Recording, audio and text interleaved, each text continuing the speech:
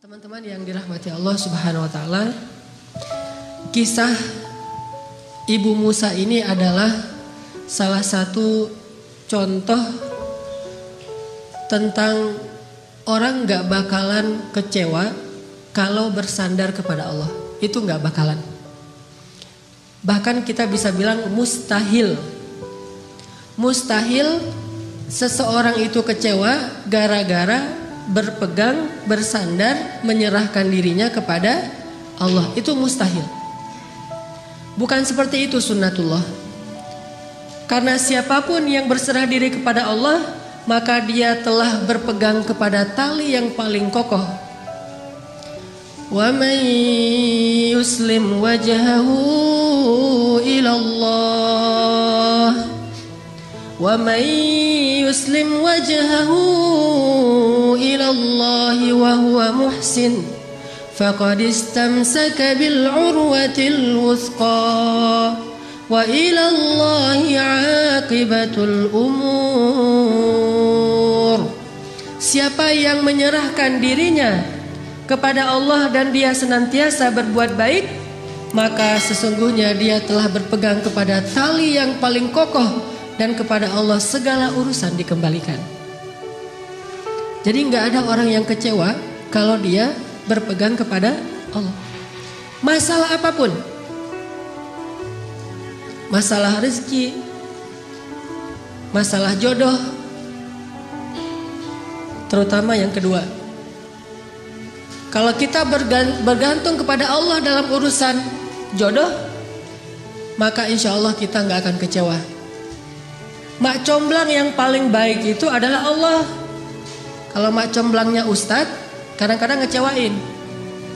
Ustadz, ini CV saya.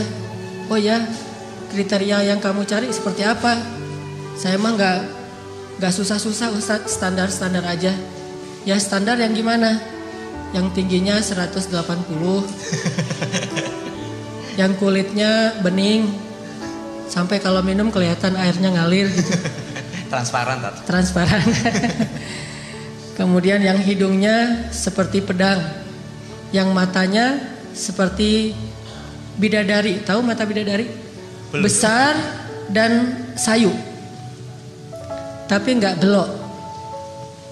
Belok apa deh? Sudah pernah lihat? Ada di rumah saya. Oh iya. Nah ini kriterianya. Terus kata Ustadz, kalau yang kayak gitu Ustadz juga mau gitu ya. Akhirnya pas ketemu Ustadznya duluan yang ta'arufan. Ini kalau mak comblangnya manusia. Tapi kalau mak comblangnya Allah, jauh lebih meyakinkan dan gak bakalan kecewa. Dengan kriteria apapun, wa huwa ala kulli syai'in qadir. Dan kalau Allah menjanjikan yang baik akan ketemu dengan baik, pasti innahu la yukhliful mi'ad. Allah tidak pernah mengingkari janjinya. Masalah apapun kita harus mengandalkan Allah. Coba deh selalu ngandelin Allah. Bahasa gampangnya gini, udah tenang aja, ada Allah. Itu. Dan kalau kita sudah melibatkan Allah, la yudayya'akallahu idzan. Itu pasti Allah nggak bakalan ngecewain kamu. Kalau udah ngandelin Allah, ini gimana nih? Udah tenang aja, ada Allah. Allah tidak akan mengecewakan. Salah satu kalimat udah tenang aja ada Allah adalah la tahzan, innallaha ma'ana. Kalau kita ada teman lagi galau gitu, terus kita bilang, la tahzan, innallaha ma'ana. Apaan tuh? Kan dia bingung. Mending kita terjemahin aja. Gak harus persis kalimat la tahzan innallaha ma'ana. Karena kalau kita baca hadis ada tambahan lagi tuh. Kata Nabi kepada Abu Bakar, ma dhannuka bisnain Allahu thalithuhuma. Ya Abu Bakar, kenapa kamu berpikir kita cuma berdua padahal Allah yang ketiga? Kalau dalam ayat la tahzan innallaha ma'ana. Kalau bahasa kita woles bro. Woles, tenang aja ada Allah. Santai bro, karena ada Allah. Itu bahasa Arabnya la tahzan innallaha ma'ana. andalin Allah dalam masalah kita. Ada masalah apapun, serahin aja sama Allah. Bismillah, la haula wala quwata illa billah. Bahkan kadang-kadang hanya dengan berzikir la haula wala quwata illa billah, Allah kasih keajaiban yang luar biasa. Karena setelah seseorang bersandar kepada Allah, la yudayya'anallahu idzan, pasti Allah nggak akan ngecewain. Coba teman-teman bayangin, Nabi itu udah ikhtiar habis-habisan. Ketika beliau mau hijrah ke Madinah, beliau tidak langsung menuju ke arah Madinah, tetapi malah menuju ke arah yang berlawanan dengan kota Madinah untuk menghindari pengejaran dari orang-orang kafir Quraisy. Yang kemudian beliau menginap beberapa malam di dalam gua Thur. Sebetulnya kalau mau disebut lebih pantas bukan gua, tetapi lubang, karena kecil sekali. Dan kemudian beliau meminta tolong kepada keluarga Abu Bakar untuk membawakan makanan setiap hari, yang waktu itu dibawa oleh Asma bintu Abi Bakr yang sedang hamil 7 bulan. Naik turun gunung untuk bawa makanan kepada Rasulullah. Kemudian anak laki-laki Abu Bakar menghilangkan jejak dan mencari berita. Ikhtiar yang udah maksimal. Tapi qadarullah, ketahuan juga. Ada pembaca jejak yang tahu ternyata Muhammad bukan menuju ke arah kota Madinah, tetapi berlawanan. Sehingga mereka mengejar Rasulullah sampai di mulut gua. Di sini ada pelajaran, gimana pun hebatnya ikhtiar kita, selalu ada celah untuk bisa gagal. Walaupun tetap kita harus berikhtiar, tetapi tidak akan pernah sempurna dengan hanya ikhtiar logika kita.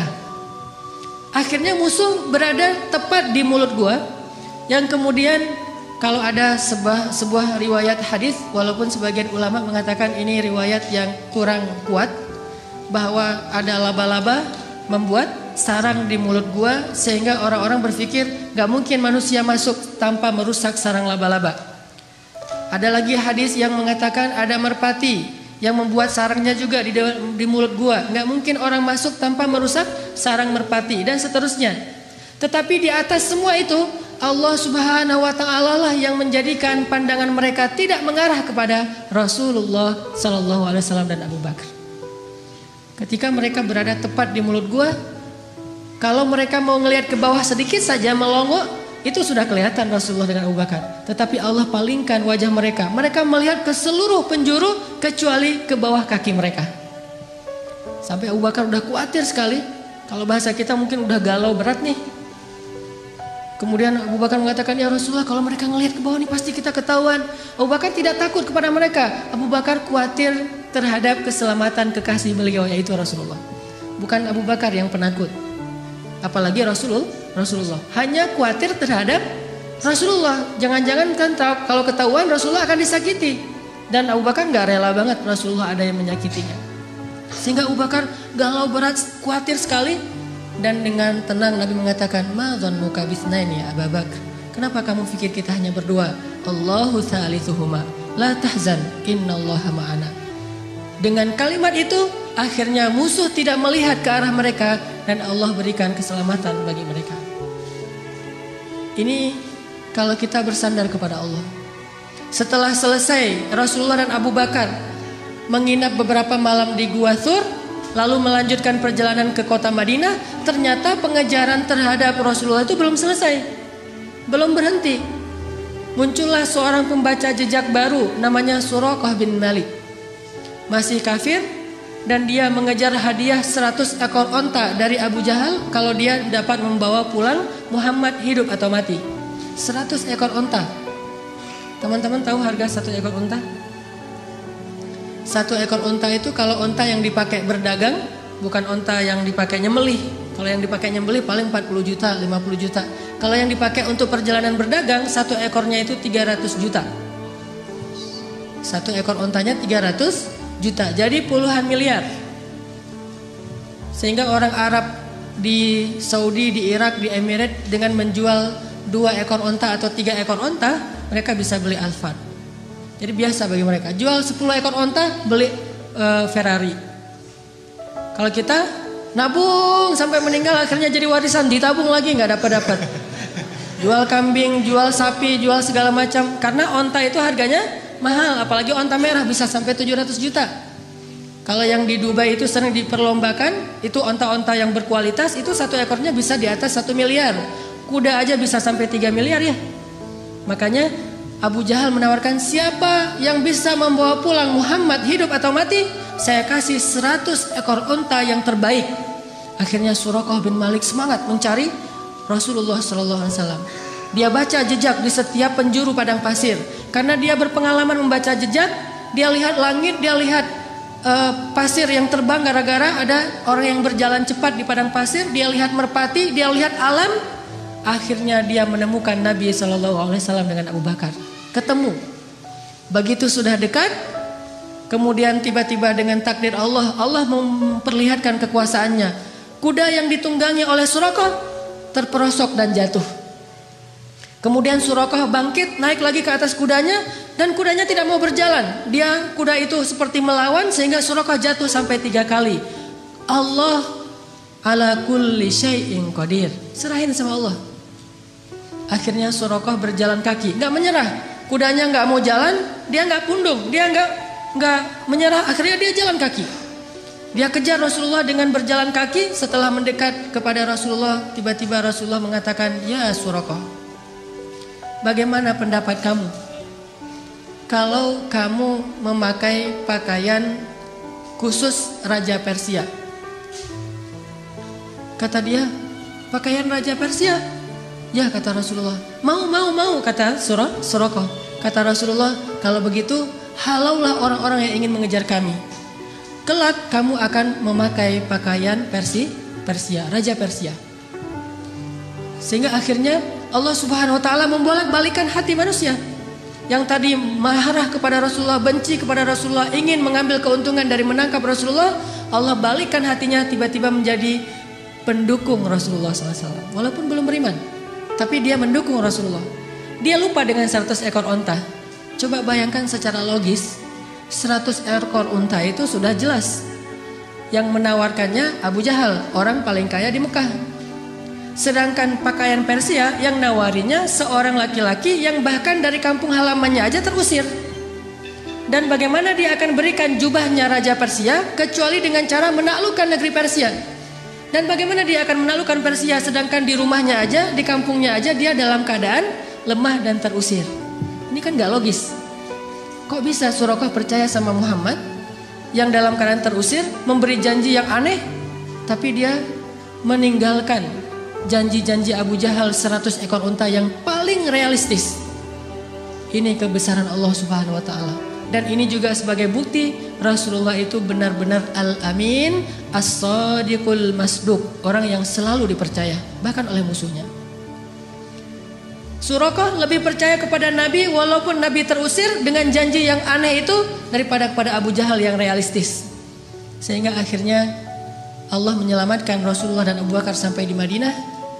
Selang beberapa tahun setelah Nabi SAW wafat, pada masa kekhalifahan Umar bin Khattab, akhirnya Islam berhasil membebaskan Persia dan menaklukkan kerajaan-kerajaan yang zalim di sana. Lalu salah satu ghanimah harta yang dibawa dalam peperangan itu adalah jubahnya Raja Persia, dibawa ke Madinah. Ketika jubah Raja Persia sampai di Madinah, diserahkan kepada Umar. Umar teringat dengan janji Nabi, sehingga Umar bertanya, Aina Suraqah? Di mana Suraqah bin Malik? Ternyata Suraqah sudah masuk Islam. Kemudian dia datang, saya ya Amirul Mukminin, saya Suraqah, udah tua dia. Kata Umar, ya Suraqah, masih ingat dengan janji Rasulullah kepadamu? Suraqah bingung, janji yang mana? Dia udah lupa dengan janji Nabi. Kemudian kata Umar, sesungguhnya dulu Nabi pernah berjanji akan memakaikan kepadamu pakaian Raja Persia. Oh ya, saya masih ingat waktu itu Nabi berjanji demikian. Maka wahai Suraqah, pujilah Allah, sesungguhnya Allah telah mengabulkan janji-janji itu. Dan inilah pakaian Raja Persia, pakailah.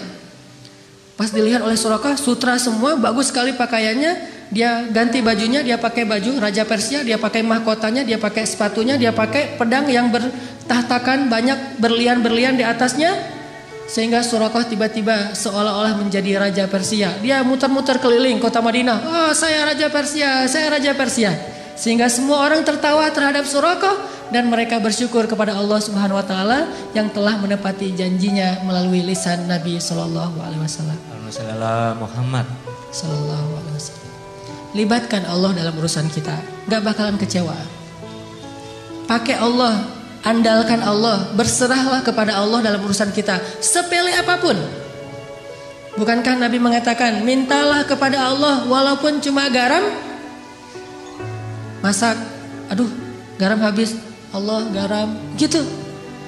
Saya dulu ketika sempat dulu ikut jamaah tablik ketika saya masih SMA, ada satu hal yang saya belajar dari jamaah tablik waktu itu tentang nggak boleh minta sama manusia. Jadi kita kalau jamaah tablik itu makan kan di talam gitu ya, makan bareng-bareng rame-rame gitu, satu talam ada 5 orang. Nah, yang petugas khidmatnya membagi-bagikan lauk setelah nasinya ditaruh di talam, kemudian lauknya dibagi-bagiin. Ada ikan, ada sayur segala macam. Setelah selesai dibagi-bagikan, karena mungkin jumlah pesertanya banyak, lauknya sedikit, akhirnya dibaginya sedikit-sedikit. Pas kita lagi makan ikannya habis, maka kalau pengen minta tambahan ikan, nggak boleh minta kepada petugas, mintanya ke Allah. Jadi itu SOP di jamaah tablik yang dulu saya pernah ngalamin. Kalau ada masalah mintanya ke Allah. Jadi kalau kita kurang lauk, Allah ikan ya Allah. Akhirnya dia dengar, oh ikan datang, masya Allah, Allah datangkan ikan gitu. Walaupun agak lucu, tetapi sebetulnya ini mengajari tentang berharap kepada Allah. Memang lucu sih awalnya, tapi lama-lama benar-benar kerasa di hati. Begitu kurang sedikit, Allah ini sayurnya kurang sedikit ya Allah, maaf ya Allah. Akhirnya datang sayur, masya Allah, alhamdulillah gitu. Sampai ada teman yang lagi masak dan dia emang chef yang udah hijrah, kemudian ikut kayak jamaah tabligh gitu. Masakannya enak. Teman-teman yang lain nanya, ini cara masaknya gimana kok enak banget? Oh gampang masaknya. Gimana? Siapkan sayur segala macam, udah gitu masukkan ke dalam air, setelah itu beri garam sedikit, kemudian minta kepada Allah, ya Allah kasih enak ya Allah. Nanti Allah kasih enak. Ternyata tipsnya adalah minta kepada Allah, walaupun dia mungkin punya bumbu rahasia, tapi dia nggak mau bicara tentang asbab, dia mau bicara tentang hakikat. Minta sama Allah buat enak, sehingga Nabi mengatakan, mintalah kepada Allah walaupun cuma garam. Mintalah kepada Allah walaupun cuma garam. Bercermin habis mandi, aduh ya Allah jerawat, gimana ya biar ini hilang? Minta sama Allah jerawat, minta ke Allah untuk dihilangkan. Siapa ada sahabat yang penyakit kulit terus minta kepada Allah dihilangkan? Tabi'in maksudnya. Uwais Al-Qarani yang menggendong ibunya kemana-mana. Dia punya penyakit kulit di seluruh tubuhnya, terus dia berdoa, ya Allah hilangkan penyakit kulit saya, sembuhkan saya, kecuali sebagian kecil saja di bagian pusar. Jadi ada syarat buat dia dalam berdoa, hilangkan semuanya kecuali sebagian di perut. Kenapa? Supaya kalau saya lihat bekas sakit di perut ini, saya teringat dengan nikmat bahwa Engkaulah yang menyembuhkan. Tiba-tiba sembuh semuanya kecuali di bagian perut. Sehingga Nabi berkata, sesungguhnya sebaik-baik tabi'in adalah Uwais Al-Qarni. Padahal Nabi gak pernah ketemu Uwais, tapi tahu namanya dan memberi berita tentang dia. Ini mungkin satu-satunya tabi'in yang disebut namanya oleh Nabi. Gak ketemu tapi kenal. Mukjizat. Sebaik khairut tabi'in Uwais Al-Qarni. Sebaik-baik tabi'in Uwais Al-Qarni. Kalau kalian sempat temuilah dia, ciri-cirinya dia punya bekas penyakit kulit di perutnya. Dia orang yang tidak dikenal di negerinya. Dan mintalah doa dari dia, sesungguhnya doa Uwais tidak ditolak oleh Allah Subhanahu wa taala. Jadi masalah sepele apapun minta sama Allah. Makanya dalam Islam kita mengenal doa sehari-hari. Mau keluar, bismillahirrahmanirrahim, Allah, la haula wala quwata illa billah. Tambah dengan doa syafaat. Mau makan, bismikallahumma amutu wa ahya. Ya, salah. Jadi tidur gitu. Mau tidur ada doanya. Bahkan kalau Nabi baca doa tidur aja panjang banget tuh. Allahumma alja'tu dhahri ilaik wa fawattu amri ilaik, dan seterusnya dan seterusnya. Amantu bi kitabikal ladzi anzalt wa bi rasulikal ladzi arsal bismikallahumma amutu wa ahya. Mungkin kalau kita nggak hafal ya udah bismillahirrahmanirrahim aja gitu. Standar lah ya. Kemana-mana bismillahirrahmanirrahim, la haula wala quwata illa billah. Pokoknya ada masalah apapun libatin Allah. Kalau bahasa sosial media, jangan lupa nge-tag Allah. Jangan lupa nge-mention Allah. gimana nge-tag Allah sama nge-mention Allah. Teman-teman pernah nggak diundang makan sama atau diajak makan sama temennya, ditraktirin makan, udah gitu foto-foto karena ternyata tempat makannya itu cozy, instable, layak untuk di selfie-in gitu. Wah ini tempat makannya cozy banget nih, selfie yuk, selfie gitu ya. Udah selesai selfie, udah gitu kita posting. Selfie-nya sama siapa? Bareng dengan teman yang naktirin kita. Setelah selesai selfie kita posting. Etis nggak kalau kita posting tapi kita nggak nge-tag orang yang mentraktir kita? Nggak etis ya? Pasti kita di captionnya tuh nulis, alhamdulillah hari ini makan enak di tempat yang cozy banget. Makasih ya buat siapa gitu kan? Yang udah naktirin saya kan gitu nge-tagnya. Begitu juga ketika kita menikmati rezeki dari Allah, agak kurang etis kita makan enak tapi Allah nggak di-tag gitu. Cara nge-tag Allah, Bismillahirrahmanirrahim. Allahumma barik lana fima razaqtana. Alhamdulillahilladzi at'amana hadza wa razaqnahu min ghairi haulin minna wala quwwah. Kita nge-tag Allah, ini nikmat dari Allah, ini nikmat dari Allah. Itu baru etis. Kita ngeposting banyak nikmat tapi Allahnya nggak di-tag. Ke manusia aja nggak enak, apalagi kepada Allah. Kalau nge-mention Allah, ada sesuatu yang indah, Masya Allah, Subhanallah, Allahu Akbar dan segala macam. Jadi setiap kali ngelihat sesuatu yang keren, kita mention. Kayak kita lagi ngelihat sesuatu yang viral di sosial media, akhirnya karena ini bagus banget videonya, inspiring, lucu, kece gitu, akhirnya kita mention ke teman kita, lihat yang ini, di mention @fulan, gitu kan ya. Maka setiap kali kita ngelihat sesuatu dari ciptaan Allah yang kece, yang keren, yang luar biasa, harusnya kita mention Allah, Masya Allah. Jadi kalimatnya tuh seolah-olah Masya Allah, Subhanallah, Alhamdulillah, aja terus. Karena kita ingin menghargai Allah. Ini artinya melibatkan Allah. Siapa yang melibatkan Allah dalam urusannya, maka Allah akan tambahkan kebaikan dan keberkahan. Fadhkuruni azkurkum ana inda dhanni abdi bi. Ingat aku ingat kalian, dan aku tergantung prasangka hambaku kepadaku. Coba teman-teman perhatikan ayat yang tadi kita baca di Al-Qasas, kisah Ibu Musa. Ini salah satu contoh orang gak bakalan kecewa kalau ngandelin Allah. Jadi ceritanya Fir'aun itu bikin peraturan, keputusan presiden, bahwa kalau Bani Israel melahirkan bayi laki-laki bakal dibunuh. Sejak ketahuan bayi laki-laki lahir, langsung diambil sama prajurit.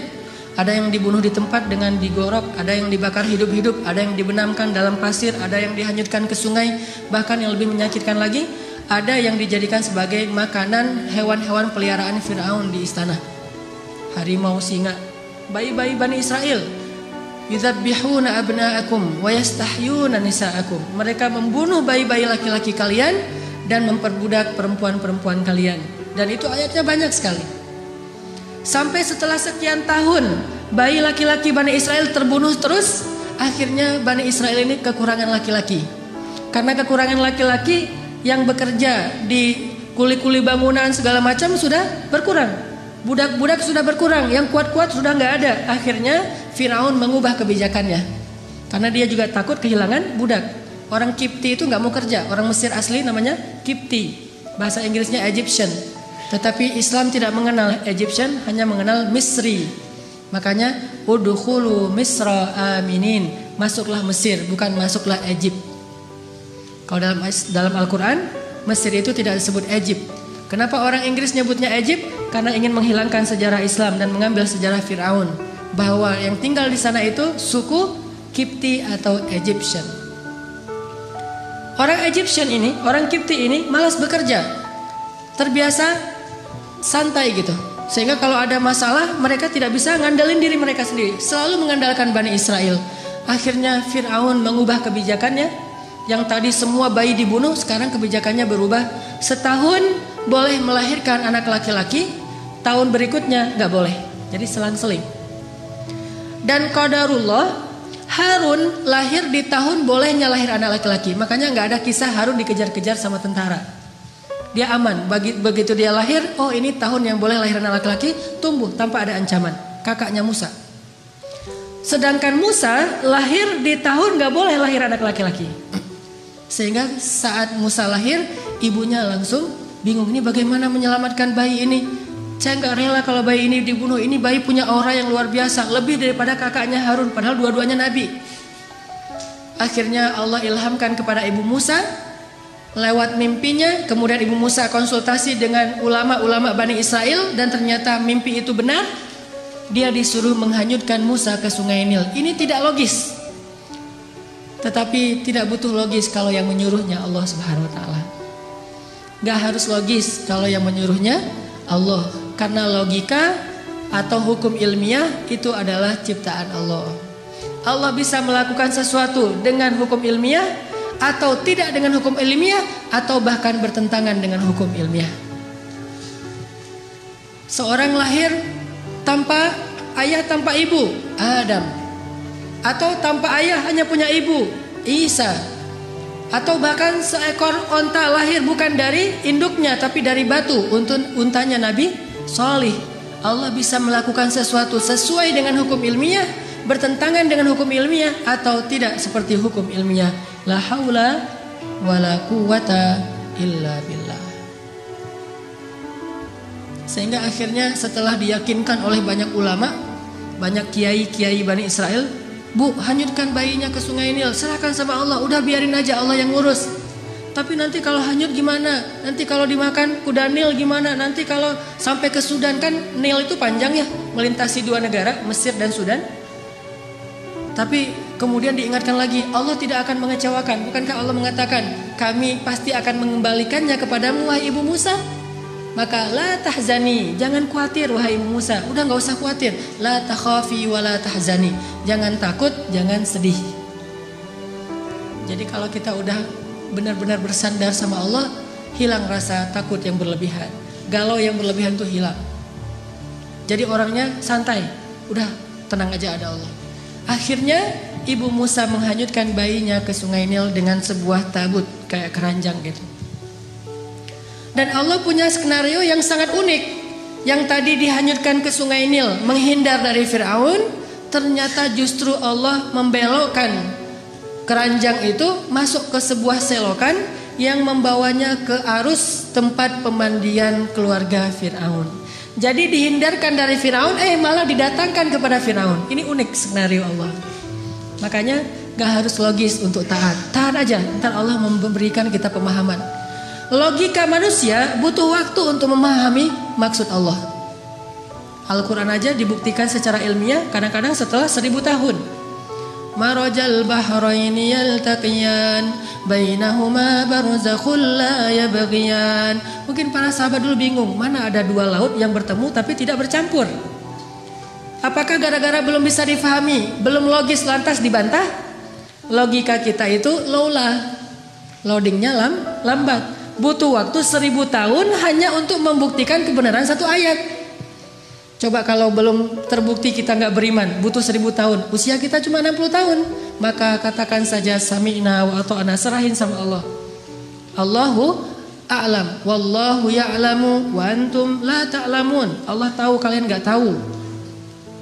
Malah masuk ke dalam selokan yang membawa Musa kepada keluarga Firaun.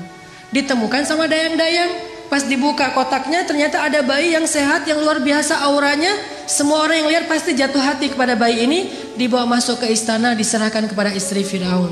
Langsung istri Firaun jatuh hati. Dan qadarullah, waktu itu istri Firaun belum punya anak, sehingga sangat menginginkan anak laki-laki. Dan ini yang paling keren nih. Apa kata istri Firaun? Qurratu ainin li walak. Anak ini menyejukkan hati saya dan hatimu wahai Firaun. Apa kata Firaun? Laki la liya. Menyejukkan hatimu, hati saya tidak, kata Firaun. Dari sejak awal juga mereka udah musuhan. Musa juga ngelihat Firaun. Ntar lihat aja. Dari bayi. Cerdas ini bayi. Jadi dari bayi juga udah tahu, oh ini bakalan musuh saya. Dan itu sahih beritanya. Apa sahihnya? Sampai suatu malam ketika Asia gendongin Musa ngeklek gitu ya, ketawa sama Asia, sama istri Firaun, ibu angkatnya. Sedangkan Firaun dari kejauhan dia aja gak mau dekat-dekat. Karena Firaun tahu bahwa ini bayi Bani Israel yang dilempar ke sungai Nil gara-gara takut dibunuh. Dia gak rela. Cuman karena dia terlalu sayang sama istrinya yang cantik dan tidak punya anak, dia sabar. Nanti kalau udah gede bakalan dibunuh. Itu rencana Firaun. Sehingga akhirnya Asia bilang kepada Firaun, ya Azizi, itu panggilan Firaun dari istrinya. Wahai suamiku tercinta, ya Azizi, coba kamu gendong bayi ini, dia lucu loh. Kamu selama ini mungkin belum pernah coba aja, coba gitu. Diantarkan kepada Firaun. Kata Firaun, moh gitu ya. Bahasa Arabnya moh. Enggak gitu. Enggak, kamu coba aja. Akhirnya karena dipaksa sama istrinya, dia pegang sama Firaun. Begitu dipegang, Musa yang tadi ngeklek, ketawa, tiba-tiba cemberut. Tadi ini orang wajah Firaun gitu kan, musuh saya. Langsung berubah wajahnya Musa, sehingga Firaun nanya pada Asia, ya Asia ini kenapa dia tiba-tiba kok cemberut sama saya? Kata Asia, mungkin kalian belum terlalu dekat. Coba kamu dekap lagi, kan ini baru pertama digendong. Oh gitu, didekapin. Pas udah didekapin agak dekat ke wajahnya Firaun, Musa mengambil janggut Firaun, ditarik sampai copot janggutnya tercabut janggutnya Firaun. Orang zaman dulu raja-raja kan janggut Firaun tuh panjang yang terbentuk gitu kan ya, yang kayak kotak gitu. Itu ditarik sama Musa, banyak dari janggut-janggut Firaun itu sampai tercabut, rontok dan mengeluarkan darah, sehingga Musa dilempar oleh Firaun karena Firaun marah kepada Musa. Dari kecil juga mereka udah musuhan. Dan Musa itu dari kecil juga lebih daripada Hercules, udah punya kekuatan. Nabi paling kuat tuh Musa. Pas dilempar, akhirnya Asia sedih mengambil bayinya, didekap, Musa nangis seperti bayi biasanya. Firaun mengatakan, besok akan saya bunuh nih bayi. Ternyata dia benar nih, seperti dalam mimpi saya. Anak ini yang sepertinya akan mengganggu kekuasaan saya. Besok harus saya bunuh. Kata Asia, jangan, dia kekasih saya, jangan segala macam. Sekarang Firaun sudah murka. Akhirnya diumumkanlah ke seantero Mesir bahwa besok dia akan membakar hidup-hidup seorang bayi Bani Israel di depan orang banyak sebagai pelajaran. Terkumpullah orang di lapangan besar di depan istana. Pada subuh hari itu Allah memberi ilham kepada Asia sebuah ide. Begini cara Allah menolong hambanya. Ketika mau dibunuh oleh Firaun, Asia bilang gini, wahai Azizi, saya ingin sebelum engkau menyakiti anak ini, kita buktikan dulu kejadian semalam itu murni karena memang dia sadar atau karena dia nggak ngerti, anak kecil. Kalau dia nggak ngerti, maafkanlah dia, namanya juga anak kecil. Tapi kalau dia sadar karena emang dia seperti mimpimu, maka silahkan kamu bunuh. Gimana cara ngebuktiinnya?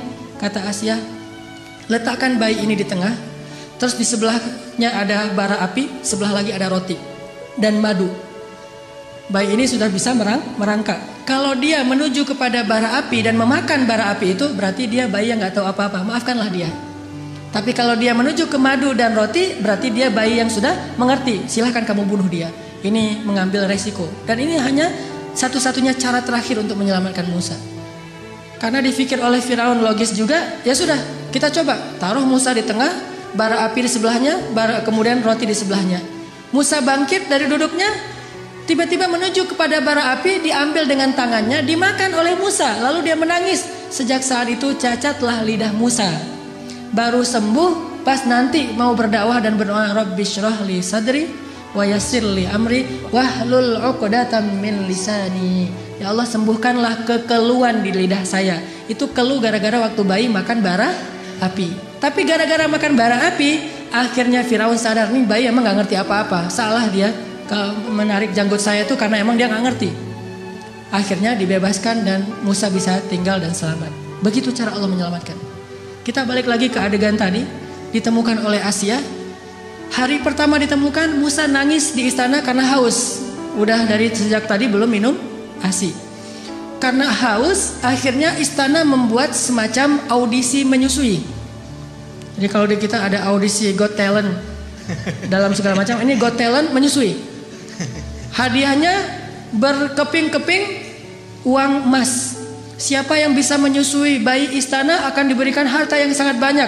Sehingga banyak ibu-ibu yang ikut audisi, pengen mendapatkan golden ticket. Ngantri ini, wah, selfie-selfian gitu di depan istana Firaun. Wah, ikut audisi gitu ya. Datang menyusui.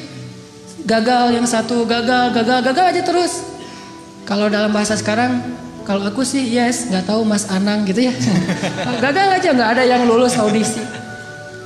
Ternyata di baris terakhir dari antrian itu ada mbaknya Musa yang nggak disebutkan namanya. Jadi keluarga Musa ini ada 3 orang soleh, kakaknya Harun, kemudian mbaknya yang nggak disebutkan namanya, kemudian Musa. Ini 3-tiganya anak-anak yang soleh-soleha. Mbaknya Musa tadi ditugaskan oleh ibunya mencari berita tentang adiknya, tentang bayi Musa.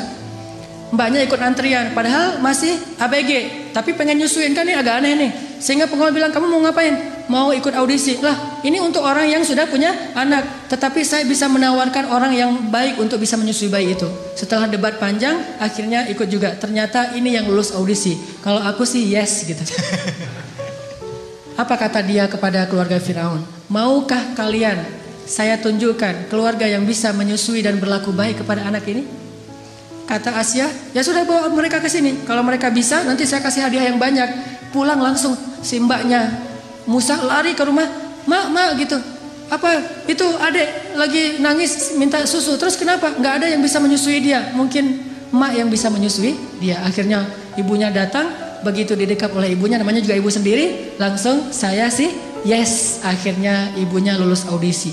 Ngelihat Musa diam di tangan ibunya, akhirnya Asia pun jatuh hati kepada keluarga itu dan mengatakan, hadiah untuk kalian adalah emas dengan sangat banyak, berkilo-kilogram emas. Bukan hanya itu, mulai sekarang tinggallah di istana.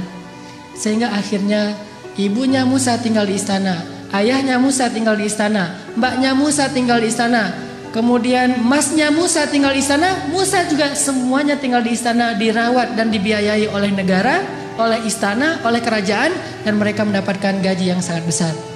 Siapa yang ikut cara Allah pasti beruntung. Bayangin kalau dulu ibu Musa nggak percaya dengan perintah Allah, masa sih dihanyutin ke sungai Nil segala macam? Mungkin selamanya mereka jadi buronan, pindah-pindah dari satu negeri karena takut dikejar oleh tentara Firaun, dan selamanya miskin. Tapi karena dia ikut cara Allah, wa may yattaqillaha yaj'al lahu makhraja wa yarzuqhu min haitsu la yahtasib. Wa may yattaqillaha yaj'al lahu min amrihi yusra. Siapa yang bertakwa atau taat kepada Allah, Allah kasih jalan keluar. Siapa yang taat kepada Allah, Allah kasih rezeki yang tidak terduga-duga. Siapa yang taat kepada Allah, Allah mudahkan setiap urusannya. Keep the faith, athiqah billah, percaya deh sama Allah. Nggak ada modal Ustadz, pengen nikah, ada Allah. Sehingga pas datang ngelamar, ada apa dek? Ini Pak, saya mau melamar putri Bapak. Emang adik punya modal apa? Allah. Wah, itu berat tuh. Nolaknya juga berat. Waduh, ini pakai bau-bau Allah lagi gitu kan ya? Ya sih Allah, cuman yang kelihatan apa kan? Allah nggak kelihatan gitu ya. Ya walaupun nggak kelihatan, Allah lebih pasti Pak. Wa huwa ala kulli syai'in qadir. Bapak hafal surat Al-Muluk, jadi ceramah gitu.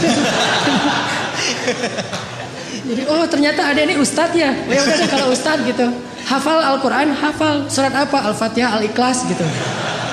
Oh ya udah itu aja maharnya. Lulus kan? Gara-gara mengandalkan Allah. Kalau perlu hafal beberapa ayat jitu masalah itu. Kalau mereka fuqara, asa ayyughniyahumullah.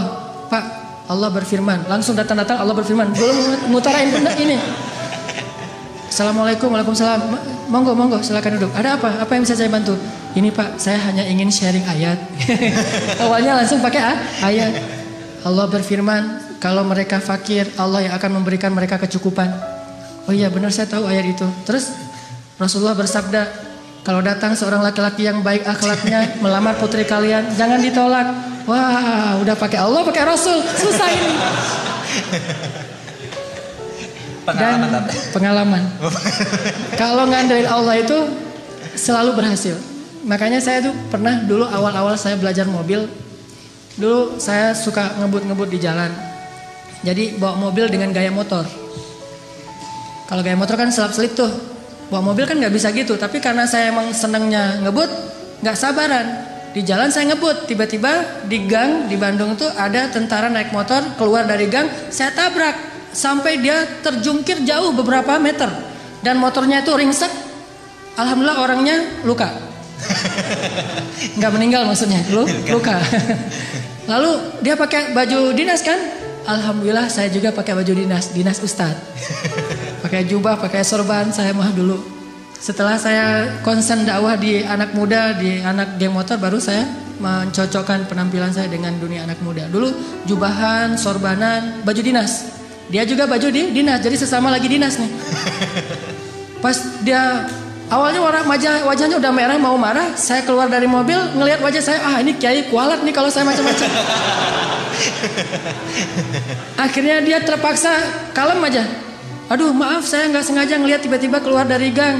Oh ya nggak apa-apa, saya mah dinas di situ di Baros, itu salah satu kantornya di Baros saya dinas. Ya saya juga lagi dinas ke masjid.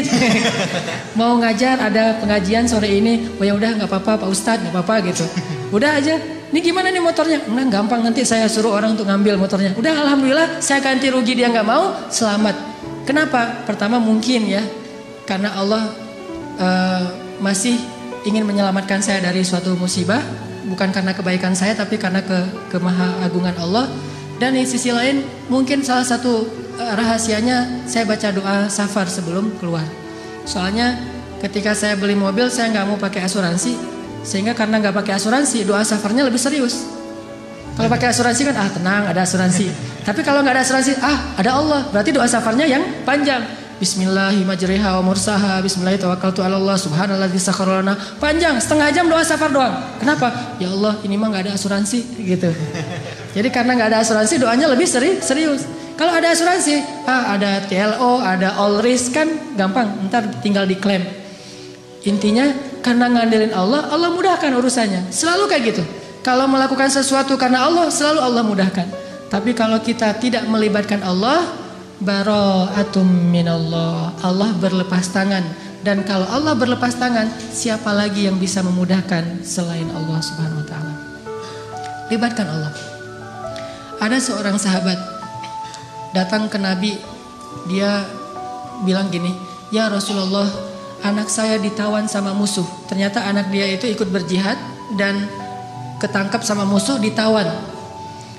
Dan musuh minta tebusan sekian ratus dinar, kalau nggak ditebus akan dibunuh. Dan waktu itu sahabat-sahabat yang kaya banyak yang lagi di luar kota juga lagi diutus untuk dakwah dan jihad, sehingga tidak ada sahabat yang bisa membantu laki-laki ini.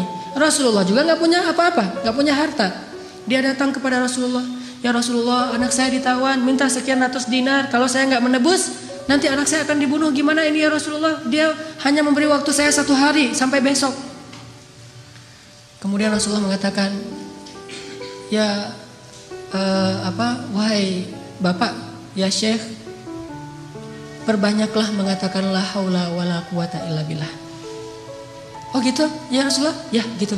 Akhirnya dia pulang, nggak ngomong ya sih la haula wala quwata illa billah, tapi yang lain nggak ngomong kayak gitu. Udah aja kalau Allah bilang la haula wala quwata illa billah, hasbunallah wa ni'mal wakil, cukup Allah. Jangan bilang cukup Allah lalu ada kalimat tapi. Hasbunallah sih, cuman. Nah ini enggak hasbunallah, karena hasbunah itu tidak ada cuman. Oh gitu ya Rasulullah, gitu. Udah dia pulang, la haula wala quwata illa billah, la haula wala quwata illa billah. Sampai di rumah istri nanya, "Pak, gimana tadi sama Rasulullah? Udah dapat belum pinjaman untuk menebus anak kita?" "Udah dapat mah, ini luar biasa." "Apa?" "La haula wala quwata illa billah." "Oh gitu, la haula wala quwata illa billah." Berdua tuh, suami istri soleh-soleha, sama-sama athiqah billah, sangat keep the faith.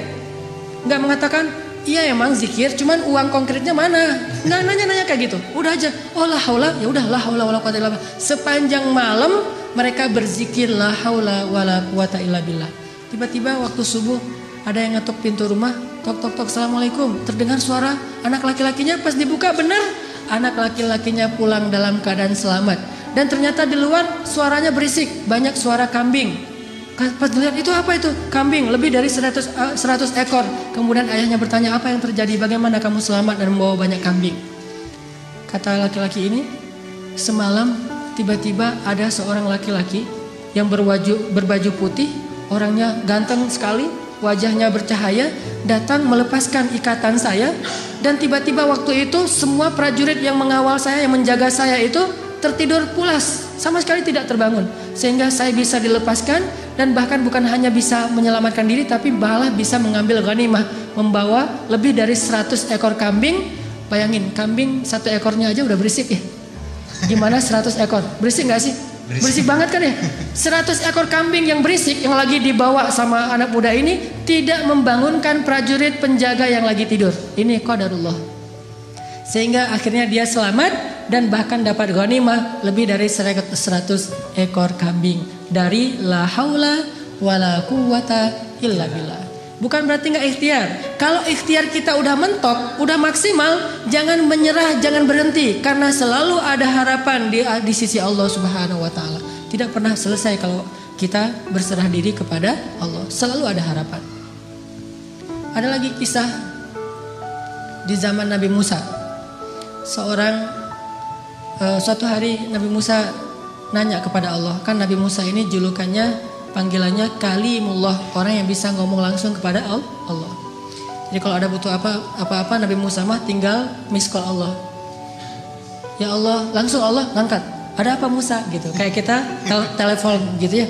Nggak bisa ngelihat langsung tapi bisa telepon langsung. Begitu Nabi Musa calling, langsung Allah, ada apa Musa? Gini ya Allah, saya pengen nanya. Jadi Musa sering ngobrol sama Allah. Nanya apa? Saya pengen tahu di antara umat saya itu siapa yang paling rendah kedudukannya di matamu? Yang paling levelnya paling rendah. Kata Allah, itu tuh laki-laki seorang kakek yang buta, yang dia itu masbuknya istiqomah banget dalam sholat. Paling istiqomah dalam masbuk. Gak pernah dia sholatnya tepat waktu, pasti masbuk. Ini orang yang paling istiqomah di zamanmu, Musa. Istiqomah dalam kemasbukan. Asal ada sholat, dia pasti paling belakang, datangnya menjelang salam. Jadi kalau ada yang taruh sendal paling belakang itu pasti dia. Kalau ada salam yang kemudian nanti berdiri lagi, pasti dia. Orang yang selalu masbuk, orang tua buta. Oh, itu orang yang paling rendah. Nabi Musa nyari mana? Oh, si kakek itu yang paling rendah nilainya di mata Allah. Setiap hari dilihat dia masbuk sampai suatu hari ketika selesai sholat, orang itu udah nggak ada. Nabi Musa telepon Allah. Allah, Musa ada apa? Itu si kakek kemana? Kok nggak datang? Kata Allah, dia sudah meninggal dan sekarang ada di dalam surga. Nabi Musa heran, ya Allah, gimana ceritanya tuh? Kakek yang nilainya paling rendah, yang nggak ada apa-apanya, yang masbuk sejati, tiba-tiba masuk surga sejak dia meninggal. Apa yang terjadi ya Allah? Allah bilang, ya Musa, suatu hari ketika kakek ini keluar dari masjid, dari tempat ibadah, dia jalan kemudian kesesat gara-gara dia buta, sampai di sebuah tanah yang lapang. Dia menemui seorang laki-laki, kemudian dia bertanya, saya ada di mana sekarang? Laki-laki itu mengatakan, ini kamu sedang berada di tanah lapang, di sebuah lapangan, di sebuah alun-alun. Kemudian kakek ini mengatakan, tidak, sesungguhnya rahmat Allah lebih luas daripada segalanya. Kamu berada di tanah yang luas? Kata dia, tidak, rahmat Allah yang lebih luas. Hanya karena itu, kemudian Allah mengatakan, wahai Musa, sesungguhnya rahmatku mendahului kemarahanku. Sehingga dia masuk surga hanya dengan kalimat, sesungguhnya rahmat Allah lebih luas. Makanya kalau kita nge-tag Allah, nge-mention Allah, libatkan Allah dalam urusan kita, selalu beruntung. Bayangin sekedar mengatakan subhanallahi wa bihamdi subhanallahil azim, langsung Allah sediakan pohon-pohon kurma yang sangat banyak di dalam surga. Begitu kita baca la haula wala quwata illa billah, Allah sediakan kunuz, harta yang ditaruh di dalam sebuah box yang sangat besar, disimpan di bawah arasy Allah Subhanahu wa taala. Mudah sekali. Karena kalau kita melibatkan Allah, yuridullahu bikumul yusra wa la yuridu bikumul usr. Salah kalau orang bilang, aduh gak usah bawa-bawa Allah lah, jadi susah. Enggak. Justru kalau kita bawa-bawa Allah jadi mudah. Karena Allah itu pada dasarnya pengen memudahkan kita, enggak pengen nyusahin kita. Yuridullahu bikumul yusra wa la yuridu bikumul usr. La yukallifullahu nafsan illa wus'aha. Sampai ketika turun ayat ittaqullaha haqqa tuqatih, bertakwalah kepada Allah sebenar-benar takwa. Para sahabat kemudian ngeluh, ya Rasulullah, kami gak sanggup kalau sebenar-benar takwa. Terus gimana? Turun lagi ayat di surat At-Taghabun, fattaqullaha mastata'tum. Kalau gak bisa sebenar-benar takwa, ya udah bertakwa semampu kalian aja. Coba lihat, Allah memudahkan urusan hambanya, sehingga kalau kita melibatkan Allah, maka insya Allah Allah akan memudahkan urusan kita. Kisah lagi, mungkin ada 2 atau 3 kisah lagi, bukti bahwa kalau kita melibatkan Allah itu mudah. Ada seorang nenek di zaman Nabi Musa, sudah menikah sekian puluh tahun belum dikaruniai anak. Datang kepada Nabi Musa, "Ya Nabi Allah, ada apa nek? Saya mau minta tolong. Ya, saya itu udah nikah sekian tahun tapi belum dikaruniai anak. Sedangkan engkau bisa bicara langsung dengan Allah. Boleh nggak saya minta tolong? Minta dong ke Allah, ya Allah beri saya satu orang anak saja." "Oh baik nek, nggih," gitu kata Nabi Musa. Telepon, "Ya Allah." Allah bilang, "Ada apa Musa?" "Ini nih, ada nenek-nenek minta diberikan anak satu orang aja katanya, karena dia tidak punya keturunan." Apa kata Allah? "Ya Musa, bilang kepada nenek itu bahwa takdirnya dia tidak akan punya anak. Itu sudah takdir." Kemudian Nabi Musa bilang, "Nek, sabar ya." Kata Allah, "Oh ya, udah ada jawaban dari Allah, udah ada. Gimana jawabannya?" "Takdir nenek mah gak akan punya anak." "Oh gitu, ya sudah, assalamualaikum." Waalaikumsalam, pulang. Sepanjang jalan sampai di rumah dia mengatakan, "Ya Rahim, ya Rahim, memang takdir saya tidak akan punya anak, tetapi engkau maha rahim, beri saya anak ya Rahim." Jadi dia ngeyel gitu, terus saja minta sama Allah dengan bahasa yang lembut, "Ya Rahim, ya Rahim." Besok datang lagi ketemu Nabi Musa, "Assalamualaikum." Waalaikumsalam. "Nenek yang kemarin, ada apa nek?" gitu. Sama Nabi Musa masih yang kemarin gitu. "Apaan?" "Minta dong ke Allah lagi supaya dikasih anak." "Lah kan udah kemarin katanya takdirnya gak akan punya anak." "Ya siapa tahu sekarang berubah." Ini nenek nih, sikoh billah, yakin banget sama Allah. Karena nggak mau ngecewain, walaupun Nabi Musa juga udah tahu takdirnya kayak gitu. Ya udah, Nabi Musa telepon lagi, "Ya Allah, ini si nenek yang kemarin." "Oh ya Musa, jawab aja kayak kemarin." "Oh dia nggak akan punya anak." "Nek, saya bilang juga apa? Takdirnya nenek nggak akan punya anak. Udah bersabar aja." "Oh gitu ya. Ya udah, assalamualaikum." Waalaikumsalam. "Ya Rahim, ya Rahim." Terus aja gitu. Datang lagi nenek yang sama, "Nek, sama jawabannya." Belum ngomong juga udah dikasih tahu aja jawaban. Tapi kata nenek, "Coba minta lagi, mudah-mudahan Allah udah mau ngasih sekarang." "Ya Allah, nenek yang kemarin datang lagi, wahai Musa, takdirnya gak akan punya anak." "Nek, memang udah takdirnya kayak gitu, sabar aja." "Gimana tuh caranya nek? Udah takdir Allah gak akan bisa dirubah." "Oh gitu, ya Rahim, ya Rahim." Pulang terus. Setelah sekian lama gak datang-datang. Setelah beberapa bulan akhirnya dia datang bawa bayi. Gendong bayi datang ke Nabi Musa. "Assalamualaikum," gitu. "Oh, waalaikumsalam. Nenek yang dulu." "Ya, terus itu siapa?" "Anak. Anak siapa?" "Anak saya." "Hah? Ya Allah, ini ceritanya gimana nih? Kok bisa sih nenek punya anak?" Nabi Musa nelpon Allah. "Gimana nih ceritanya nenek yang takdirnya gak bakalan punya anak tiba-tiba bawa bayi?" Kata Allah, "Ya Musa, setiap kali saya bilang takdirnya gak punya anak, dia bilang ya Rahim, ya Rahim. Dibilang lagi gak punya anak, dia bilang ya Rahim, ya Rahim. Wahai Musa, ketahuilah sesungguhnya rahmat saya mendahului takdir." Sehingga dengan rahmat Allah, Allah mengubah takdir nenek ini yang tadi gak punya anak jadi punya anak. Kalau kita baca hadis-hadis Nabi tentang kisah-kisah para anbiya itu luar biasa. Intinya adalah mereka selalu mengandalkan Allah dan selalu mendapatkan janji-janji yang Allah pernah janjikan kepada mereka. Gak pernah kecewa. Mungkin cerita terakhir yang sangat populer itu adalah cerita Siti Hajar. Ini bagi saya menakjubkan banget nih ceritanya. Nabi Ibrahim bawa Siti Hajar dari Palestina ke Mekah, melintasi gurun pasir hanya bertiga saja. Ibrahim, Hajar, Ismail kecil. Karena Allah memerintahkan Ibrahim, bawa keluargamu ke sebuah biwadin ghairi dzi zar, kepada sebuah lembah yang tidak ada kehidupan di sana, bawa ke sana. Di Bakkah yang kemudian namanya menjadi Mekah. Akhirnya Ibrahim bilang ke Hajar, "Hajar, yuk kita hijrah," gitu. "Hijrah kemana mas?" Hajar nggak nanya-nanya hijrah kemana, udah aja, "Oh hijrah, ya sami'na wa ata'na." Dibawa gitu jalan kaki melintasi padang pasir, berhenti sebentar di rest area, makan minum seadanya, lanjut lagi. Nggak pernah nanya, "Mas ini kemana sih kok nggak sampai-sampai?" Nggak pernah Hajar nanya kayak gitu. Atau nggak pernah juga dia bilang, "Mas turunin saya aja di mall itu nanti dijemput lagi." Nggak ngomong nurunin di mall mana, di rest area mana, di masjid mana, ntar kalau udah beres urusannya baru jemput lagi. Nggak, sami'na wa ata'na. Ini istri soleha banget, ikut aja gimana kata suami. Sampai udah di lembah yang tandus, baru Ibrahim mengatakan, "Ya Hajar, disinilah tempat yang dijanjikan, tinggallah kita di sini." "Ya siap, sami'na wa ata'na." Tinggal bikin tenda kecil untuk bayinya. Hari kedua setelah tinggal di situ baru Ibrahim bilang, ya Hajar, saya akan kembali ke Palestina, tinggallah kalian di sini.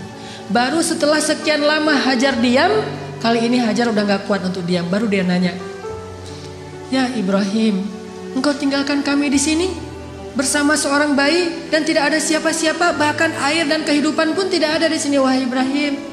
Bagaimana engkau akan tinggalkan kami? Ibrahim gak tega untuk menjawab. Akhirnya Ibrahim pergi aja tanpa berbicara. Karena Ibrahim pergi, akhirnya Hajar mengganti pertanyaannya. Dan pertanyaan kedua ini lebih benar dari pertanyaan pertama. Kalau pertanyaan pertama, gimana engkau meninggalkan kami sendiri? Pertanyaan yang keduanya adalah Hajar tanya kepada Ibrahim, ya Ibrahim, Allahu amaraka bihada? Apakah Allah yang menyuruhmu melakukan ini? Ibrahim mengangguk, ya ini perintah Allah. Apa kata-kata Hajar? La yudayyi'anallahu idzan. Kalau begitu pergilah wahai suamiku, Allah tidak akan mengecewakan kami. Ini namanya keep the faith.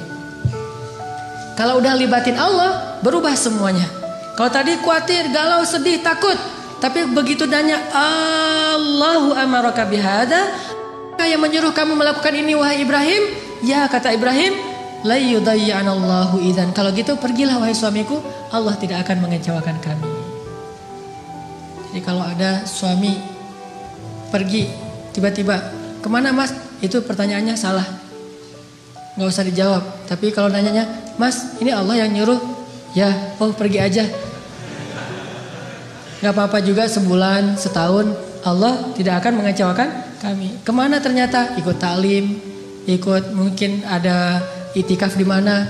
Kalau Allah yang nyuruh, maka istri akan tenang. Tapi kalau bukan Allah yang nyuruh, ini kenapa mas kok pergi, Allah yang nyuruh? Bukan tuntutan sosial media. Ada yang lagi harus saya selesaikan, ada yang jadi selebgram, saya pengen deketin. Nah, ini baru namanya perlu khawatir. Tapi kalau Allah yang nyuruh, insya Allah aman. Pergilah wahai Ibrahim, Allah gak akan ngecewain kami. Ibrahim pergi, kemudian kita tahu adegannya, ternyata kehabisan air, Ismail nangis-nangis, Hajar lari antara Safa dan Marwah. Allah gak mengecewakan mereka dan memberikan air yang tidak pernah berhenti mengalir sampai hari ini. Dan itu air mukjizat banget loh. Gimana mukjizat? Kalau lagi banyak jamaah haji atau umroh di Mekah, air itu tidak akan kekurangan. Setiap hari orang minum air Zam-Zam. Kalau saya lagi umroh tuh selain minum, bahkan setiap hari dibawa dalam botol aqua. Kita kalau pergi ke masjid itu bawa botol aqua kan ya. Terus ngisi air Zam-Zam. Di dalam hotel kita nggak pernah minum air aqua dari hotel, selalu minum Zam-Zam yang dibawa dari masjid. Bayangin, dalam sehari 5 kali orang membawa air Zam-Zam setiap waktu sholat. Dan jumlah jamaahnya itu bisa sampai 3 juta kalau musim haji. Lalu ketika mereka pulang, mereka membawa minimal 5 liter air Zam-Zam di seluruh dunia, sebanyak 3 juta orang. Air Zam-Zam tidak mengering, keluar sebanyak-banyak yang dibutuhkan. Tapi begitu haji selesai, umroh belum dibuka, Mekah sepi. Tidak ada yang umroh kecuali orang lokal saja. Paling-paling ratusan orang, tidak sampai 1000 orang. Tapi walaupun yang datangnya sedikit, yang minumnya sedikit, air Zam-Zam tidak membanjiri kota Mekah. Ini namanya berkah. Kalau butuh banyak keluar banyak, kalau butuh sedikit keluar sedikit. Bukan pas butuh banyak airnya putus, atau pas butuh sedikit airnya jadi banjir, soalnya biasanya keluarnya banyak. Enggak kayak gitu Zam-Zam, sangat berkah. Dan itu gara-gara kata Hajar, la yudayyi'anallahu idzan. Allah enggak bakalan ngecewain kami.